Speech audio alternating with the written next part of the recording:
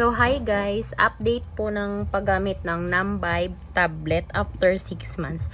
Actually guys, hindi ko naman po in-expect na madaming magtatanong. Pinost ko lang po dito sa YouTube channel ko. Saka lang, baka may gustong mag-order or baka gustong bilhan yung mga anak nila or pang daily use. So, pinost ko dito at marami ding mga nagtatanong, mga question about kung kumusta ba yung product, okay ba yung quality, hindi ba siya naglalag, pwede bang makapag-login sa Facebook, YouTube, at saka iba pang mga social media platform. So, ngayon guys, sasagutin ko yung mga tanong ko kasi medyo busy din ako at saka hindi po ako nakapag-update dito sa YouTube ko. So, actually guys, itong tablet na to, hindi ko talaga ito binili for my own, yung ako talaga yung gumamit. Actually, binili ko siya para sa anak ko, para may magagamit siya. So, ito yung tablet po, after 6 months of using. Kaya lang guys, yung anak ko is sobrang careless. Kaya ayan siya nasira siya, nabasag siya dito na part. Ayan siya, tingnan nyo guys. Pero so far, kahit nabasag siya, okay pa naman siya, gumagana pa naman siya. So, tatanggalin ko siya guys sa mismong lagayan niya. So, iti-test natin ngayon kung okay pa ba siya. Kasi ang daming katanungan na meron bang, pwede ba siyang malagyan ng, pwede bang mag-Facebook or yung okay ba yung storage niya. So far guys, na-experience ko, yung storage po kasi nito is 512 gigabytes. So, ang dami nang dinownload ng anak ko pero hindi ko pa naman siya nakita na nagpo-full storage. Ito siya guys. This is honest review guys ha. Depende sa inyo guys. Pero para sa akin guys, yung price ng pagbili ko sa kanya is worth it naman po. Kasi nabili ko lang siya ng 3,154 ata yun. So ito siya guys. Ito yung mismong tablet. Ito pala yung likuran niya. Ayan siya guys. Ayan. And tingnan nyo. So, i-open ko siya. So, naka-open na po yung wifi natin. So, password natin. So, ayan. Yung anak ko lang talaga yung gumagamit nito.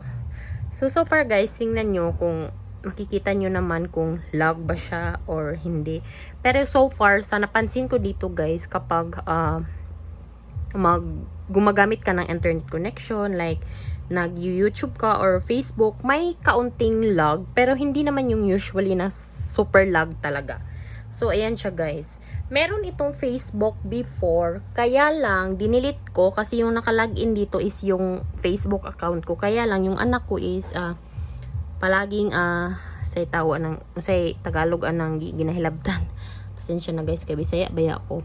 Kanang palagi niyang pinapakialaman yung Facebook ko, nagpo-post ng pati yung messenger ko, ang daming sinasenda na mga friends ko. Kaya yun, in-install ko, gi-uninstall na ko, dinelete ko.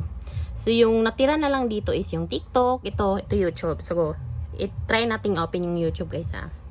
So, ito siya, ayan, may Peppa Pig pa. So, ito yung mismong YouTube guys. Tingnan nyo guys, kung kung lag ba siya. So, ganyan siya pag nagsuswipe ka. So, swipe. Medyo may kaunting lag. Yes, na-experience ko, hindi siya yung usually na pag gumagamit tayo ng cellphone or yung ibang mamahaling gadgets ay wala talagang lagging. Lalong-lalo na kapag naka-iPhone ka. So, tingnan nyo guys. Ganyan siya. So, i-open natin ha. Sige, open natin yung kanina. Itong Peppa Pig. Sige, open natin. So, ayan siya guys. So, tapos ito yung niya. Ito yung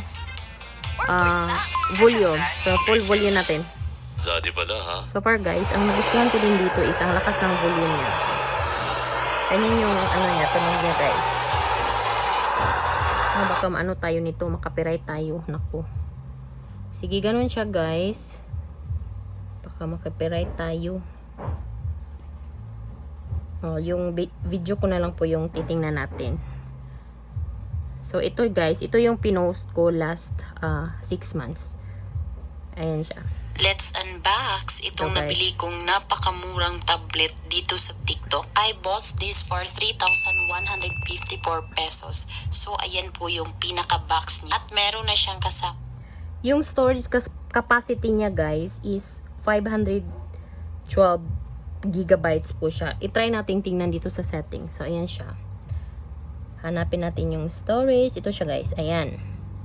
Tingnan natin kung ilan na yung 3% used. Ano ba to? Wait lang ha. Ayan siya guys. Oh, nakikita nyo guys. Meron siyang ay hala. Sorry. Ayan siya. Meron siyang nakalagay na 512 gigabytes. So, pila na lang man ang storage. 3% used. So, ayan siya guys. Yan po yung nagagamit.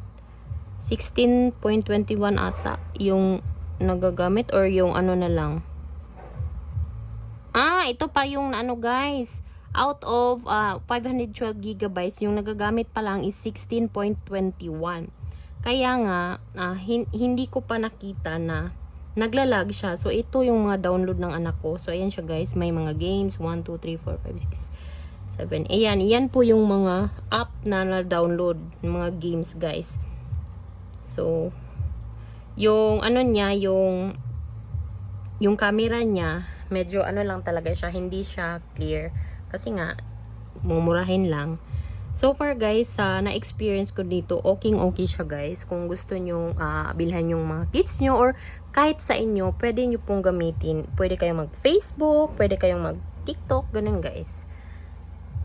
Ito yung TikTok. I-open natin. Medyo hina ata yung ano ko. Gago si Jalibeo! Ayan guys. Ay, gago! Ayun, Ayan guys. Kaya lang guys, baka ma-copyright tayo dito. Pag TikTok yung i-open nyo guys, parang medyo lag siya. Pero pag mag-open kayo ng Facebook, okay po siya guys. Okay siya para sa akin. Ewan ko ngayon guys, di ko alam kung magkano na lang itong Namvibe kasi hindi ko po siya na-check.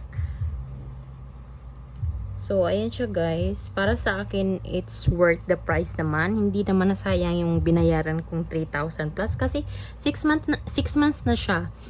Alam niyo ba guys, hindi rin siya madaling malubat. As long as hindi siya ginagamit pag yung naka-charge. Tapos, dapat hindi mo talaga i-drain yung battery.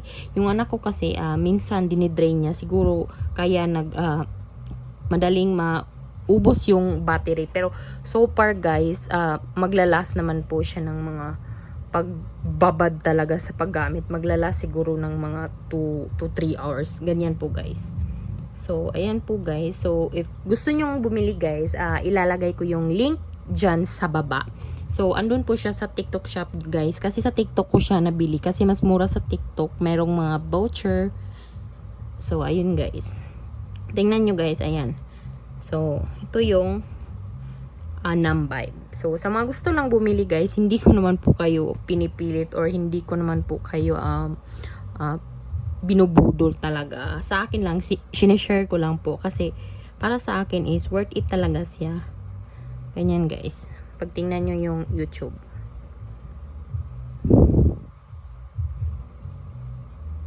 So, ayun lang. Wala naman siguro akong nakalimutang isabi. So, pag meron pa po kayong mga katanungan guys, just comment down below na lang po. Sasagutin ko kapag hindi po ako busy. So, yun lang po. Thank you. Bye!